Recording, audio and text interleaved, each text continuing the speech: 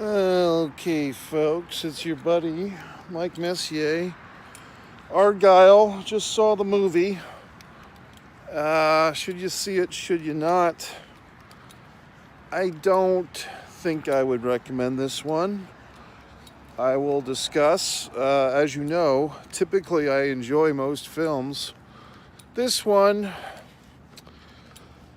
it never really caught my attention. Seen the previews many times over the last 6 or 8 months. The trailers have been playing for a while.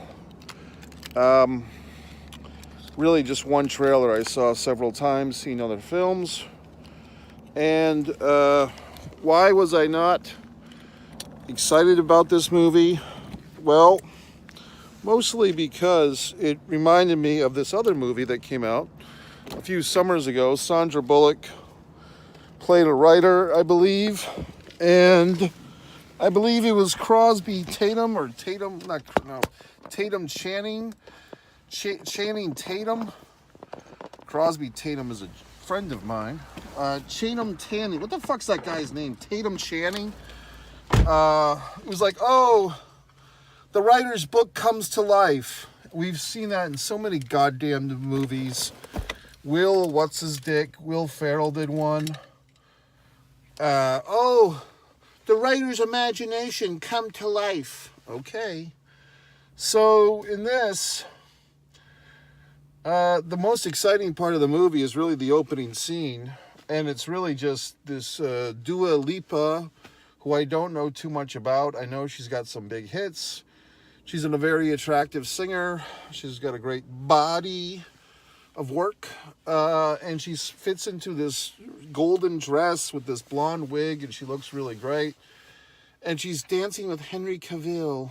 So it's all your favorite people you live vicariously through, having the time of their lives.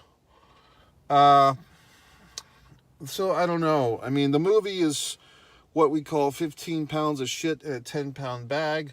Normally the expression, I say it as 12 pounds of shit in a 10-pound bag, but this is a whopping 15. Let me just illustrate. The movie started, official start time tonight was supposed to be 8:05. Well, the movie started playing at 8:35. 30 fucking minutes, folks, of previews, comings, attractions. I was a solid 10 minutes late into the theater, knowing that it's typically 20 minutes around here of previews. Tonight it was 30. Then the film is listed at 2 hours and 20 minutes, I believe. And it was 10:45 p.m. 8:05 I started this goddamn film, thinking it was supposed to start. Starts really at 8:35. 10:45, if I'm getting this straight, I don't know even. I don't know. It's just so goddamn long, okay? The experience was long. And I feel like, once again, if you took a goddamn surgical knife and you chopped out 40 minutes of shit from this stew, you might have a pleasant soup.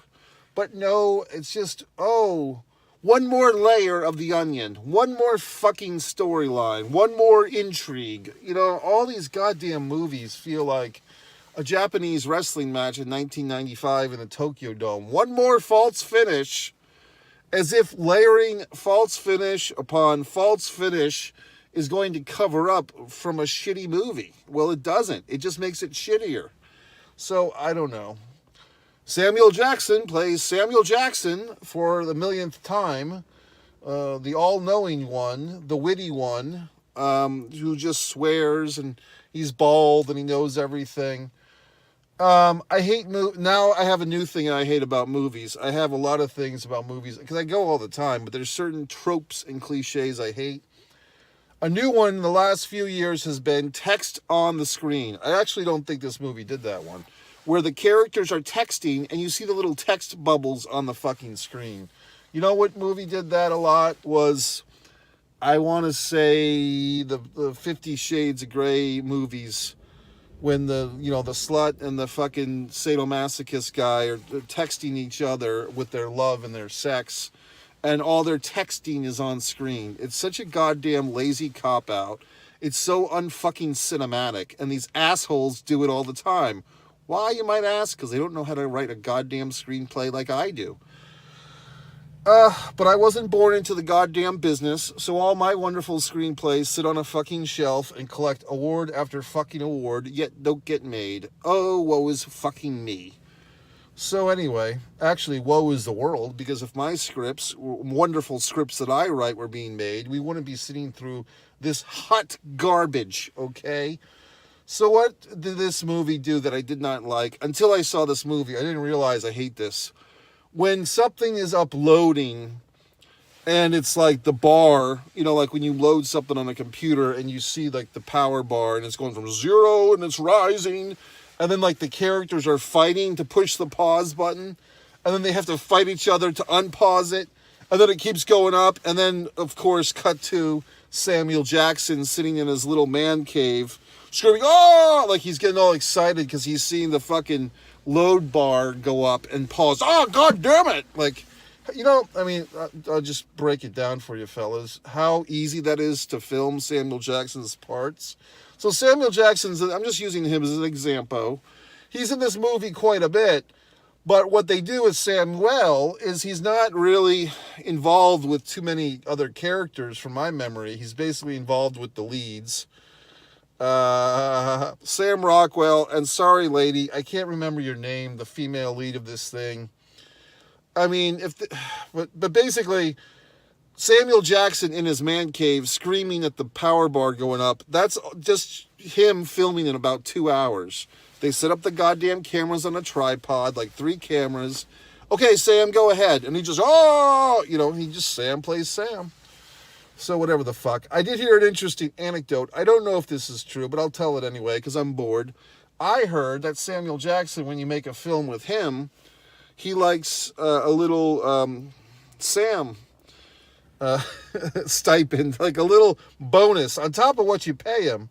He likes a certain amount of cold hard cash to go play golf for the day. That's the rumor mill that I heard. Like, you got to pay him his fee, and then you got to pay him like a daily golf fee, so he can go out and play golf wherever the fuck he is. So good for him.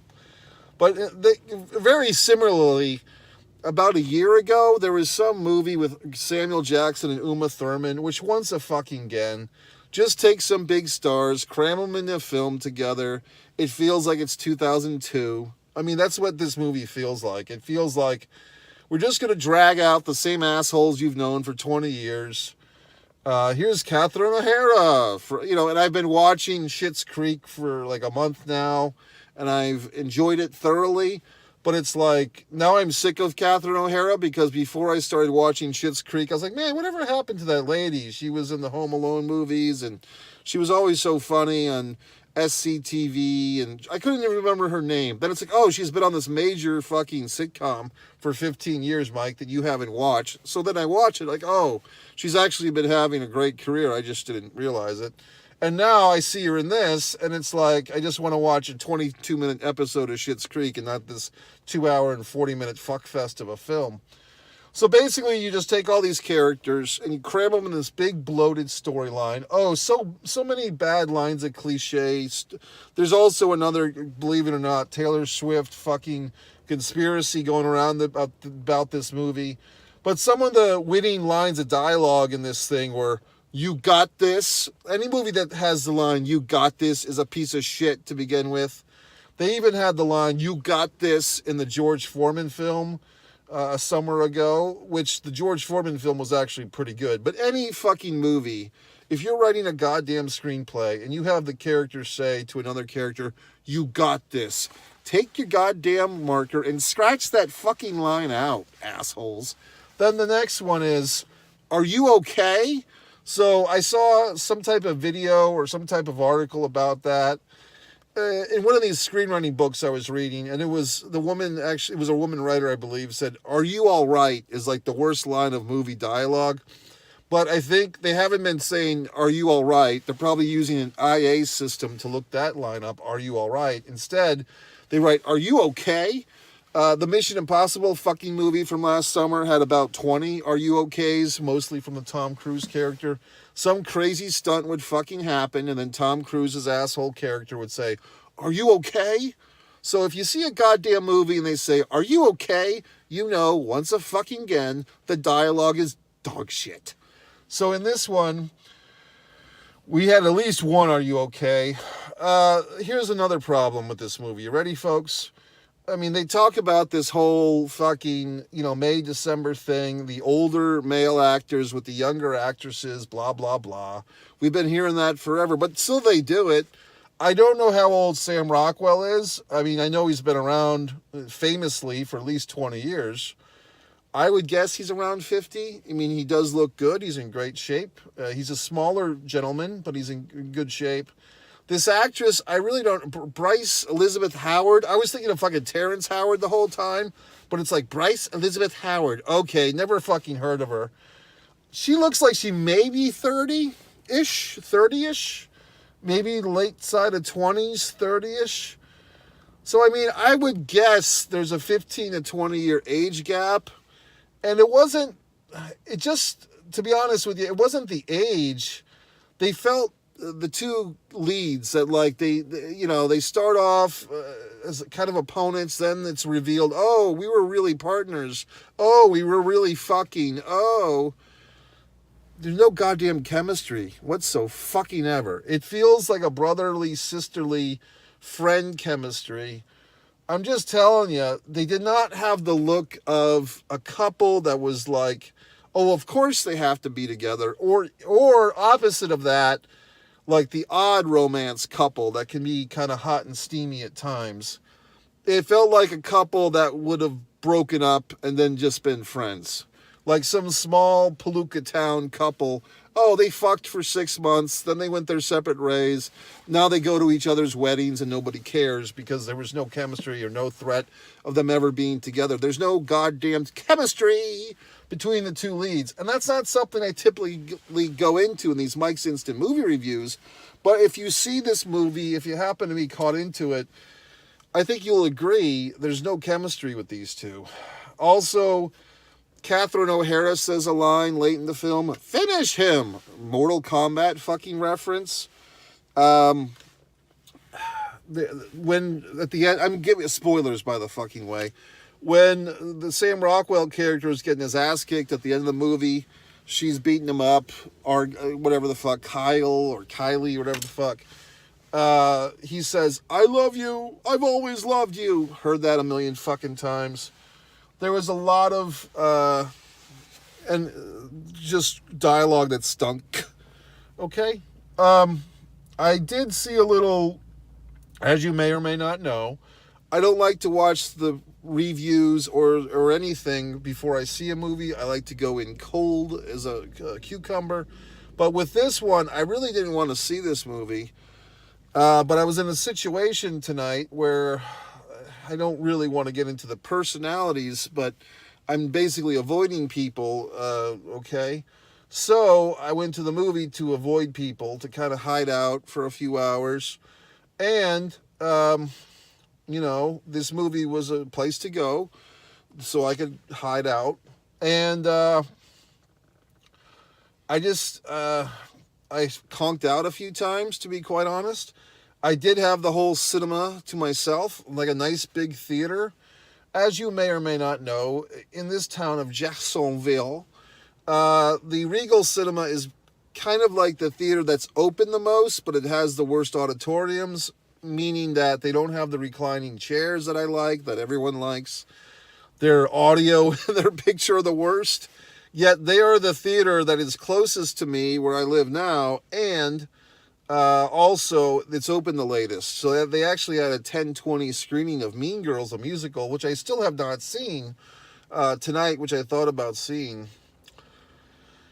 So just, looking at the time, looking at all the theatrical, I'm like, well, I'll go fucking see Argyle. And this is what I heard, this little short on YouTube, okay, folks? Because not only do I make YouTube content like this, I also watch other people's things. Some bizarre lady who's been coming up on my shorts feed, I haven't fucking subscribed to her, But she did some video where she's saying that there's this conspiracy, another Taylor Swift conspiracy. And I think that's the ultimate mark of success. Like, if you are such a household name that people are making conspiracy theories about you, you are famous, right? So basically, the Taylor Swift ARGYLLE conspiracy is on the back of one of her albums. Apparently, Taylor Swift has a fucking picture of her cat. She owns an ARGYLLE cat, apparently, in a backpack, like it is in the backpack that in the movie there's the ARGYLLE cat,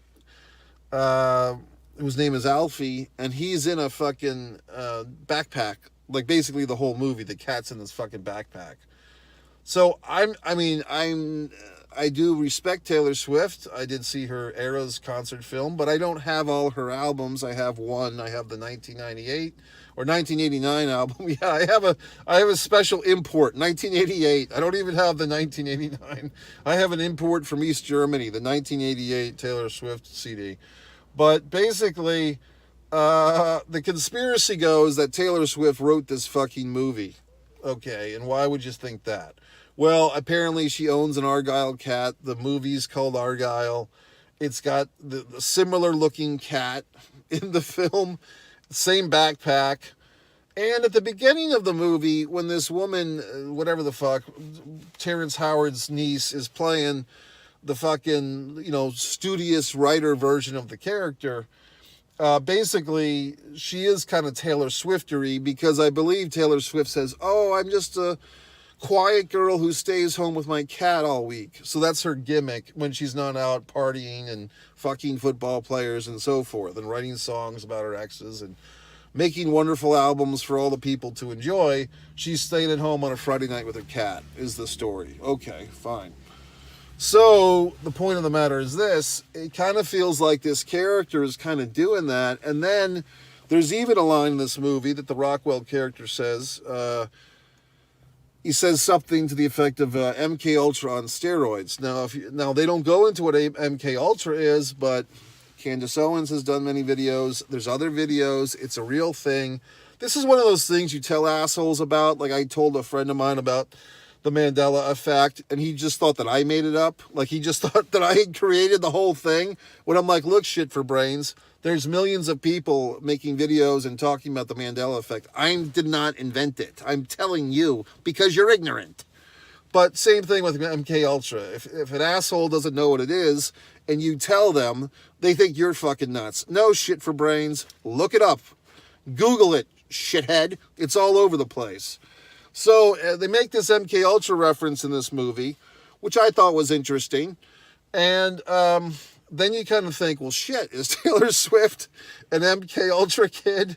Like, is she a plant? Like, is she, is it like Tavistock with the Beatles? Or is some fucking government agency writing all her pop hits just to fucking brainwash the youth or whatever the fuck? If you've seen my interview with Mike Williams from the Paul is Dead YouTube channel, you'll see that I fucking interviewed this gentleman, nice guy, and he's got this whole thing on Tavistock and the Beatles lyrics and the Beatles and Paul is Dead and replacements and all this stuff. Other weird shit you can find on YouTube is basically videos about celebrity death faking. Like the best one is Jim Morrison, was not killed. He was repackaged as Rush Limbaugh. That's a great one, if you can find that anywhere, because I think some of those videos have been removed. I'm not making this stuff up. These are just weird videos I've seen. So going to see this movie, I still didn't want to see it. I saw one review gave it like a star and a fucking half out of 5, which is pretty low.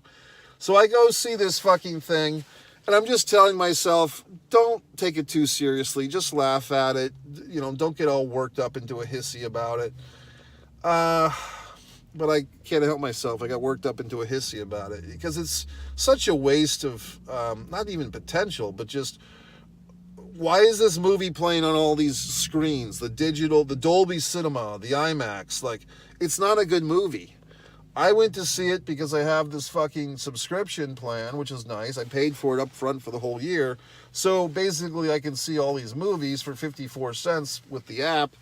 which is just the surcharge for the convenience fuck or whatever the fuck. But I've already paid for the movies for a year. So whether I go see this movie or not, it doesn't matter financially. It's just fucking 3 hours of my goddamn time that I've spent, okay? But that being all said, there was some scenes. Oh, there's the other thing about this movie that I hated. The goddamn martial arts. Can we have one movie that doesn't have a fucking martial arts fight scene? You know what I mean? Like, oof, oof, oof, oof, oof. Everything's a goddamn judo scene. I mean, do people fight in other methods, like just like punching and smash a bottle over somebody's head? I mean, it's just every fucking movie you see has its extended punching, judo, fucking whatever the fuck. You know what I mean? They all fight the same fucking way. I think I saw I saw the thumbnail of a fucking video about that. Why are all movie fight scenes the same? But I don't think I watched the video because I'd like to know the answer. Why are all these movies for the last 20 or 30 fucking years, all the fight scenes are like this exaggerated judo, whatever the fuck it is. I don't even know if it's judo. It's just all the big punches, all the like the choreography. It's not the way real people fight, in my opinion. It looks choreography-ish, like the people are, you know, putting on a fucking show, like it's goddamn Kenny Omega versus a floating doll in Japan or whatever the fuck. Okay, so what else? I did like the ice skating scene in this. The ice, that was another thing. Like, they show this, like, little statue of a ballerina or an ice skater chick, and that kind of looked like Taylor Swift. And then you see this thing where it's like, God, what the fuck? I'm so tired. Basically, this fucking, there's oil, and so the bad guys even say, one spark and we'll all blow up and we'll all be dead. So guns down, knives up, which was kind of the best line of the movie. Guns down, knives up.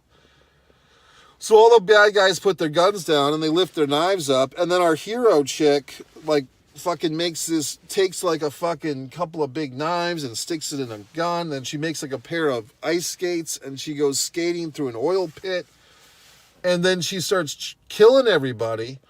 And here's a thought for you, which I wish I had said earlier, but I've thought about this a few times, and like, yes, I know they're just goddamn movies, but you ever see these movies like this one, going way, way back to Commando with Arnold Schwarzenegger? Remember when I said I'd kill you last? I lied. You ever notice in these movies where like the good guy, like we're cheering for the good guy or the good guys or the good girl to live and prosper and do whatever the fuck they do, but en route to what they're doing, they're killing dozens of henchmen, like shooting them. But do you ever sit there and think about, like, man, doesn't that henchman have a family? Like, isn't that henchman number 6? He's got like a wife and 4 kids, and he's trying to get, like, you know, his fucking, his uncle's dying from leukemia or whatever the fuck, and he's trying to pay the medical bills. Like, all these henchmen, like, their lives don't count. Henchmen's lives matter, for Christ's sake. I'm just saying that all these movies, as normal people, are we supposed to be cheering every time they kill a henchman? Yeah, kill that random guy. Stab him in the chest with a knife. I just think it's laziness. Like, you can have an action movie without all these collateral damages, but the deaths don't mean anything if they're not, in my opinion. If you see a movie and one main character dies and they build it up, or if even it's a surprise, like, holy shit, this character died, that means something. But in these action films where the good guys, you're supposed to be cheering for them, but they're murderers. They're going around killing all these other assholes. I know it's a goddamn movie, folks. You don't have to fucking comment. Or comment something intelligent, if you can. Type slow. I read fast, okay? But basically, all these goddamn characters are getting killed, and we're supposed to be sitting there cheering. Yeah, kill an innocent person. Or not innocent. Kill a bystander. Kill a henchman. I don't know. I've thought about that for a long time. Like, you know, Rambo had, you know, and like, they're the bad guys, so they don't have lives. They don't count. Well, most of the bad guys are like us. they're just working for a living. You know, they don't know what the fuck they're doing. They're just getting paid to do some stupid shit. Yet here comes Rambo, here comes fucking Argyle, stabbing them, shooting them, slicing their throat. And we're all supposed to say, yeah, that person's lives is shit. Kill him. It's just a fatal fucking flaw. Also, another flaw I've pointed out in these Mike Sinston movie reviews, that fucking movie with the guy that plays Darth Vader now, where he was like on a fucking planet with dinosaurs, and it's like, in another universe, similar to our own, this asshole's on this beach with his wife and kid, and he happens to be wearing a shirt that seems very much like an LL Bean shirt. Because in this other fucking universe, they happen to have LL Bean shirts and khaki pants. But it's not Earth. It's not Earth in 2023 or whatever the fuck it is. It's some parallel universe where they happen to have the same, mid-priced clothing. And he speaks English like an American in 2023. But it's not our universe. It's just this other fucking universe somewhere out in the goddamn planet where this fucking Darth Vader fuck is on this island full of fucking dinosaurs. And he just happens to speak American English, and he just happens to have the LL Bean shirt on. What the fuck? You know what I mean? Or when you have, even fucking Napoleon movie. Oh yeah, it's Napoleon in France, and whatever the fuck year it is, 1450, whatever. What the fuck was Napoleon, 1850? I don't fucking know. But, of course, he speaks English, doesn't speak French, because he's in France, but they're speaking English just in case anybody happens to be filming them. I don't know. It's just things that yes, I know they're not going to have fucking Joaquin Phoenix speak French for 3 hours, so we have to sit there and figure it out and read, God forbid. But I'm just telling you that these things discredit the authenticity of the film. Okay? You know? Anyway, whatever the fuck. So what else? I don't know. To be honest with you, and this is like the point where I don't want to hashtag. I mean, I wish I would get hashtagged to get more fucking viewers. I didn't find this particular actress particularly attractive. No offense. Nice face, pretty eyes. But I feel like, to be quite frank, I feel like Renee Zellweger 15 years ago would have pulled this thing off. I never saw the fucking Bridget Jones Diaries or whatever the fuck. But I feel like, based on the commercials I've seen of Bridget Jones, the pop culture phenomena that it was once upon a time, I feel like Zellweger could have pulled this thing off.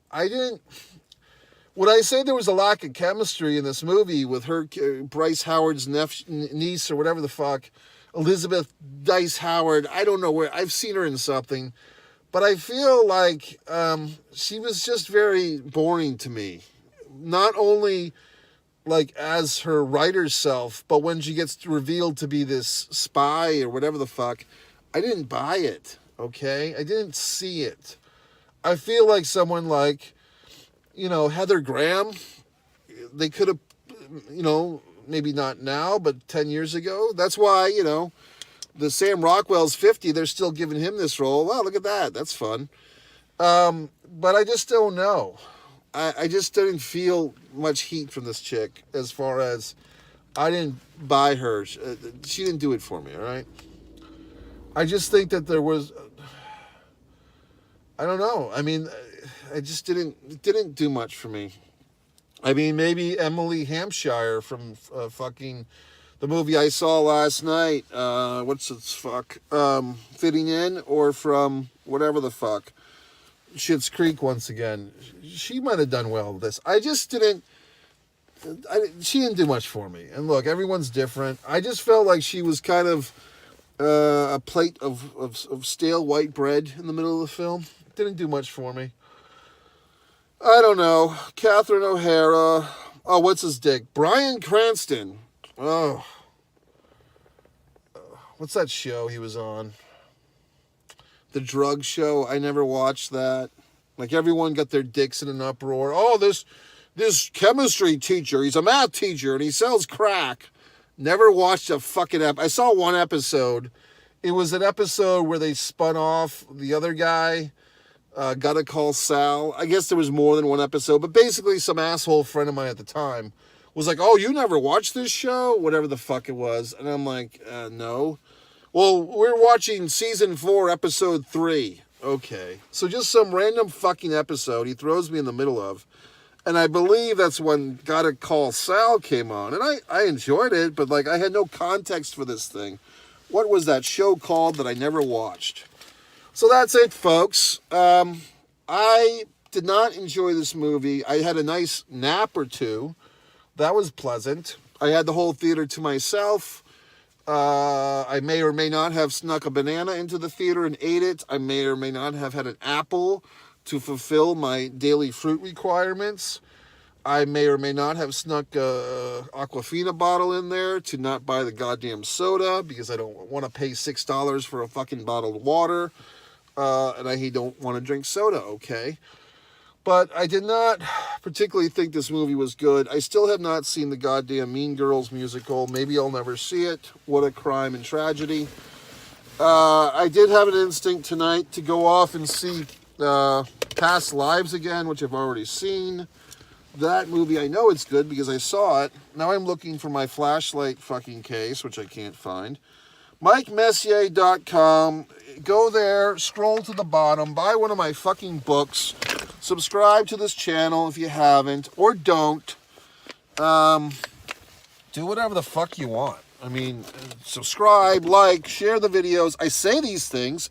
It doesn't seem like that actually happens. So I don't know why I waste my breath saying these things. But anyway, folks, have a wonderful fucking night.